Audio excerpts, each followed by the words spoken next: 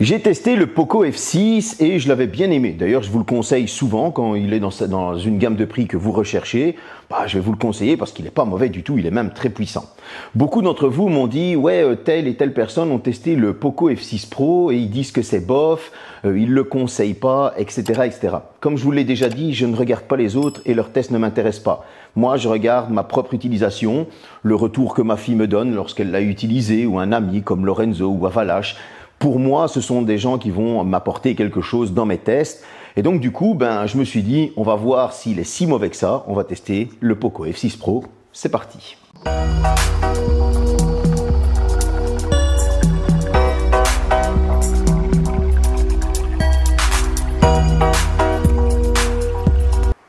Le voici, le voilà, avec ce petit effet marbré qui est franchement top classe. Le dos ne prend pas les traces de doigts, mis à part sur la partie bloc optique, mais en tout cas, ça ne prend pas les traces de doigts. Il est très agréable au toucher et ça, c'est un très bon point. Bon, vous n'avez pas eu le déballage, parce que maintenant, ça date un petit peu du temps de sa sortie. Je n'allais pas vous le mettre, mais en tout cas, une coque est fournie, le chargeur 120 watts est fourni. Merci Xiaomi, que demander de plus? On a des bords plats, on a des coins arrondis, on a un smartphone qui tient très bien en main. Lorsqu'on regarde à l'arrière, on aura 3 capteurs avec une petite LED pour le flash. Il fait écrit Poco, ce dos, comme je le disais, est juste magnifique, très agréable au toucher.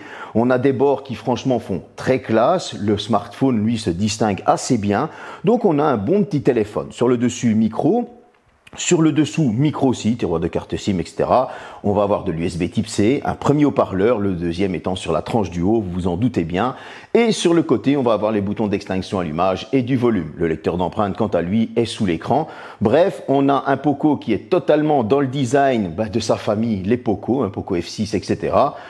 On va voir la suite. Du Bluetooth 5.3 LE, du Wi-Fi 7, bon jusque-là on est sur du bon, on va avoir du NFC bien évidemment, ça tourne sous Android 14, vous allez avoir 4 ans de mise à jour sécurité, 3 ans de mise à jour OS, je trouve qu'on est quand même dans une bonne petite moyenne, ne venez pas commencer à me dire oui mais eux ils ont 15 ans, eux ils ont 20 ans, de toute façon vous allez quand même changer de téléphone d'ici 1 an et demi voire 2 ans grand maximum, voilà, arrêtez de toujours piailler, ça ne sert strictement à rien. Bien rares sont les personnes qui vont garder des téléphones aussi longtemps. Et comme je le dis, oui, 7 ans de garantie, c'est bien, mais est-ce que les composants comme la batterie, par exemple, vont tenir aussi longtemps? Ça reste à voir. Donc, je ne vais pas critiquer ce choix au niveau des mises à jour. Là où ce que je vais peut-être, par exemple, critiquer un petit peu, que je le mettrai dans les points noirs, oui, c'est qu'on a de l'IP54. J'aurais préféré avoir de l'IP67 ou un petit peu 68, ça aurait été un petit peu mieux. Donc là, il y a une petite concession qui est faite et ça, c'est pas top. En tout cas, on a 2 haut-parleurs qui font totalement bien le travail. Ils ne saturent pas. On a un très bon son. On est bien immergé dans ces films, dans ces séries, dans ces jeux vidéo. Forcément, c'est du Poco, c'est puissant, donc des jeux vidéo, il y en aura. On a un bon petit téléphone qui a quand même des bonnes petites specs. Au niveau, tant qu'on y est maintenant, du Wi-Fi 7 et du Bluetooth, etc., on va en parler tout de suite. Le Bluetooth, je l'ai testé avec des écouteurs Xiaomi, je les ai tous avec des écouteurs Motorola, je l'ai testé avec des écouteurs de Samsung. Et à chaque fois, je n'ai pas eu de déconnexion. J'avais une très bonne portée qui était d'environ 10 mètres. Il n'y avait pas de grésillement, etc., etc. On était sur quelque chose de propre. Le Wi-Fi, quant à lui, me donnait le même débit qu'un haut de gamme, et voire même un très haut de gamme, comme le Xiaomi 14 Ultra ou encore un S24 Ultra. Donc, on était sur une très bonne connexion Wi-Fi. Quant aux connexions et à la communication, on est sur de la 5G, heureusement, et vous allez avoir de très bonnes communications aussi. Les micros vont bien atténuer les bruits environnants lorsque vous êtes au téléphone et la personne de l'autre côté, on l'entend assez bien. Bien évidemment, il faudra que la personne de l'autre côté ait aussi un bon téléphone et un bon réseau. Restez logique. En tout cas, pour la captation du réseau, moi j'étais au kiff-kiff face à un iPhone 15 Pro Max. Un écran de 6,7 pouces en AMOLED, 120 Hz en taux de rafraîchissement. Attention qu'il ne va descendre que jusqu'à 60 Hz, donc ce n'est pas du LTPO qui descend à 1 Hz. Vous allez avoir de l'HDR10+, du Dolby Vision, il y a du Gorilla Glass 5 en guise de protection de l'écran. Ouais, une petite concession, on aurait pu avoir un petit peu plus, je vous l'accorde. Maintenant, au niveau de la luminosité, vous allez avoir une pointe qui monte à 4000 nits, mais sa luminosité principale est de 1200 nits, mais autant vous dire que même en plein jour, vous pouvez l'utiliser sans aucun problème. Quant à la résolution, on est sur de la 2K avec du 526 pixels par pouce. Bref, vous l'avez compris, on a quand même un chouette petit écran qui fait très bien son travail. Il est très fluide, il est assez économe. Moi, je l'ai laissé en automatique, pardon, j'allais dire en autonomie. Je l'ai laissé en automatique. Et à chaque fois, je n'ai pas ressenti de ralentissement, de bug, de lag, de saccade, je ne sais pas comment vous appelez ça. J'ai pu surfer sans aucun problème sur les sites, j'ai pu scroller sans aucun problème sur les réseaux sociaux et à chaque fois, il a rempli sa condition sans aucun souci. Au niveau des couleurs, là aussi, on a une reproduction de couleurs qui est assez fidèle lorsqu'on regarde un film, une série. On est bien immergé, les noirs sont très profonds, accompagnés des haut-parleurs qui ont un bon son. Il ne sature pas comme je le disais, etc. On prend un très bon moment. En tout cas, je trouve qu'il y a un bel effort qui est fait sur cet écran. La résolution, quant à elle, YouTube ne la détecte même pas comme de la 2K. Vous pouvez regarder une vidéo 4K. Et honnêtement, c'est juste beau aux yeux. Donc bref, vous l'avez compris, on a un écran qui fait bien le travail.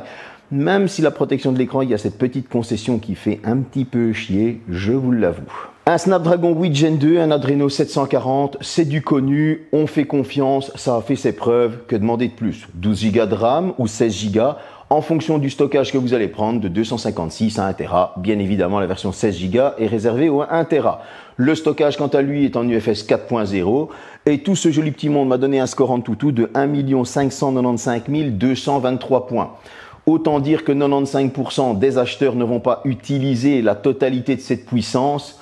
Il faut rester logique. Au niveau du Geekbench, je le mets là aussi, il est d'un score de 1781 au simple cœur et de 5304 au multicœur.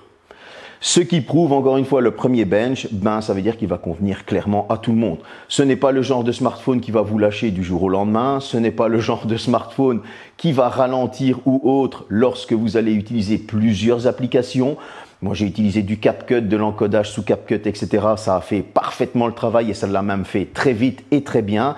Donc, on a un bon smartphone qui va pouvoir nous convenir pour téléphoner, bien évidemment, envoyer des messages sur toutes nos applications, aller sur les réseaux sociaux, etc., etc. Il ne va pas nous lâcher.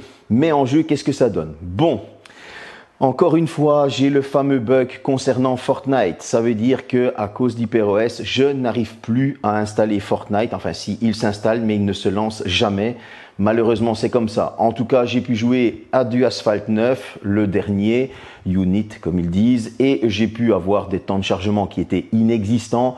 On en prend plein la vue, ça va vite, c'est beau, c'est coloré. Voilà, on passe tout de suite à du Genshin Impact. Le Genshin Impact, quant à lui, était en graphisme élevé avec des 60 FPS qui étaient stables. Ça ne chauffait pas de trop et c'est là que je vais intervenir quand certains m'ont dit « Oui, mais tel ou tel testeur, on dit que ça chauffait. » J'ai été étonné d'entendre ça parce que justement, moi j'ai testé et je n'ai pas eu ça du tout. Pour la simple et bonne raison que sur du Genshin Impact, j'avais une température de 49 degrés en graphisme élevé avec du 60 FPS. Ce qui, je trouve, est quand même une température assez bien modérée.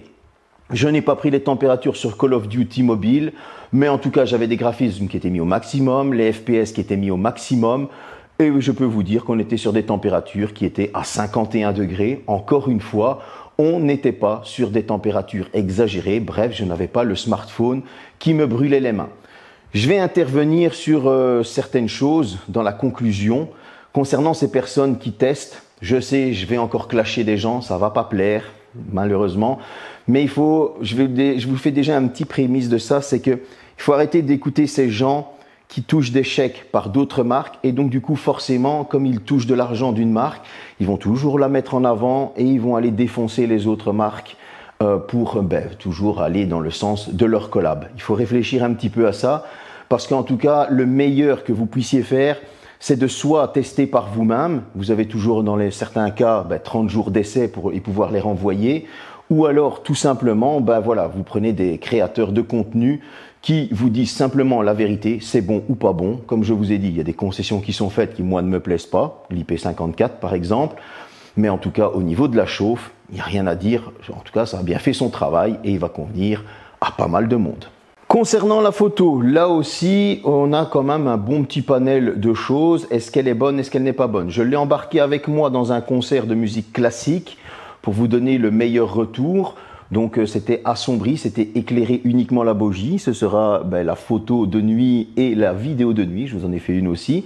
Et il est capable de filmer jusqu'en 8K. Les capteurs, c'est quoi? Un premier capteur de 50 mégapixels avec une ouverture 1.6 multidirectionnel, un 8 mégapixels ouverture 2.2 ultra grand angle, un 2 mégapixels ouverture 2.4 macro et à l'avant un 16 mégapixels grand angle. À l'avant, c'est capable de filmer jusqu'en 1080p et à l'arrière jusqu'en 8K 24 fps. Bon, qu'est-ce que j'ai pensé de la photo? Tout d'abord, au niveau des selfies, on est sur quelque chose de propre. Attention, c'est un smartphone chinois, il aura toujours tendance à embellir. Je connais quand même ma tronche, hein. Donc voilà, je me suis trouvé un peu trop beau sur les photos. Et donc du coup, j'ai enlevé le filtre et là, oula, je suis revenu directement à la réalité. Je me suis fait, bon, ça va, j'ai pas changé. Donc du coup, au niveau des selfies et du portrait, il faut désactiver le filtre si vous voulez avoir du naturel. Mais les couleurs, en tout cas, restent naturelles. Il va lisser moins si vous enlevez ce fameux filtre d'embellissement. Au niveau de la photo de nuit, on est sur quelque chose d'assez correct parce qu'on était dans un éclairage fait à la bougie. C'était un concert de musique classique et moi j'ai trouvé qu'il se débrouillait quand même pas mal parce que c'était assez sombre. Au niveau de la vidéo de nuit, tant qu'on y est, là aussi j'ai trouvé qu'il faisait quand même du bon travail. On n'avait pas de teint granuleux comme ça arrive souvent lorsqu'on filme de nuit, etc. C'était toujours à ce même concert et franchement, il n'y a rien à dire. Au niveau de la macro, là, j'ai été étonné. Je m'attendais quand même à avoir un truc un peu plus brouillon. Eh ben non, en fait, il fait bien son petit travail. On a une belle petite macro. C'est assez sympa de faire des photos de fleurs. J'ai bien apprécié. Maintenant, au niveau des zooms. Bon, vous allez pouvoir aller de l'ultra grand angle jusqu'à un zoom x10. Et ouais, c'est limité au x10. Et je m'arrêterai au zoom x5. C'est vrai que le zoom x10 n'est pas mauvais, hein, il n'y a pas de bruit dans l'image et ça, mais on sent qu'il y a un travail logiciel derrière pour améliorer la photo. C'est pas pour déplaire, on a quand même un bon zoom x10, mais je préfère le zoom x5 qui lui n'a pas de travail logiciel et qui reste tout simplement naturel. En tout cas, au niveau des photos, beaucoup m'ont encore une fois dit que c'était pas beau, qu'il avait été critiqué, que les photos étaient bof, bof, bof. Soit entre-temps que moi j'ai récupéré un Poco F6 Pro, eh bien il y a eu des mises à jour et ça a été amélioré, tout simplement. Soit, encore une fois, certains sont sponsorisés et donc du coup il faut casser du sucre sur ceux qui ne sponsorisent pas. En tout cas, moi j'ai trouvé que la photo était très correcte, comme les photos que vous êtes en train de voir en ce moment. J'étais au parc de la Dodène à Nivelles, j'ai fait quelques photos, quelques clichés.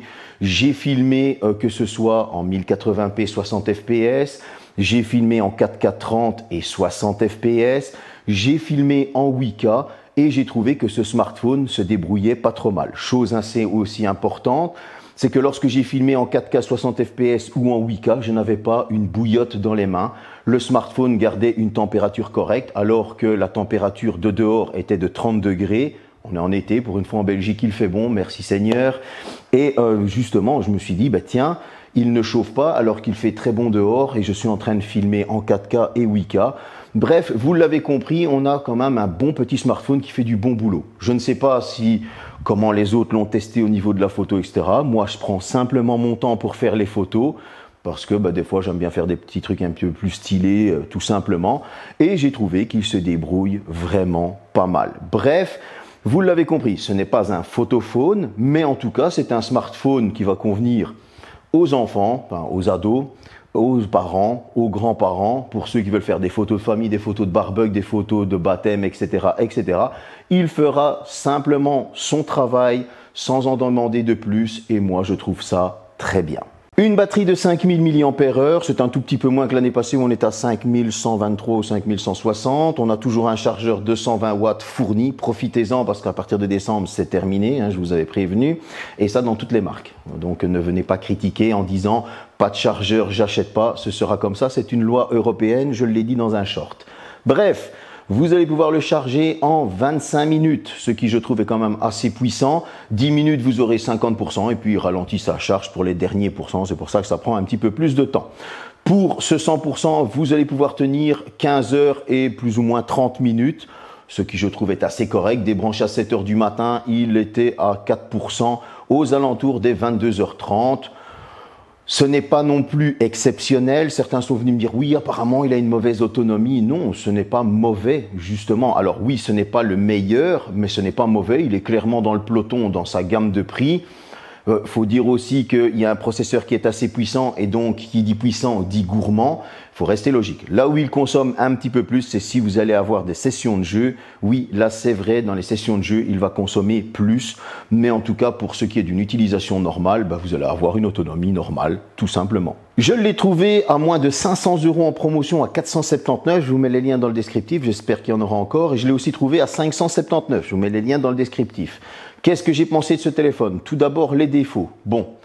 Je vais pas vous mentir, j'aurais espéré avoir une meilleure protection d'écran, un Victus par exemple, même pas un 2 mais un 1, et j'aurais aimé avoir de l'IP67 ou 68, ça aurait été vraiment top. C'est vraiment les trucs que je demande le plus.